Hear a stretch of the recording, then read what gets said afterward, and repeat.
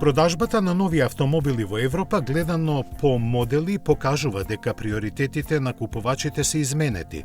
Според најновите податоци на J2 Dynamics, лидер на пазарот со 268.000 примероци и пораст на продажбата од 14,3% е Dacia Sandero.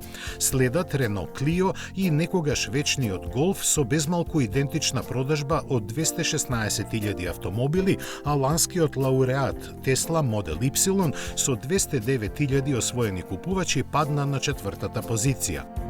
Тоа што е забележливо е дека сите споменати возила се стари помеѓу 4 и 5 години. Разгледувани по типови возила, кросоверите останаа најпопуларни со освоени 54% од купувачите. Порасна и продажбата на субкомпакти за сметка на моделите од C и D сегментот. Интересен е изборот на купувачите според видот на погонската група. 1/3 од нив се имаат определено за бензински модели, за влакно помалку за хибридни, додека дизелите спаднаа на само 10,5%. Електричните возила беа избор на 15,4% купувачи, плагин хибридите на 7,3%, а 2,5% од новите возила трошеа некаков друг вид погонско гориво, главно автоплин.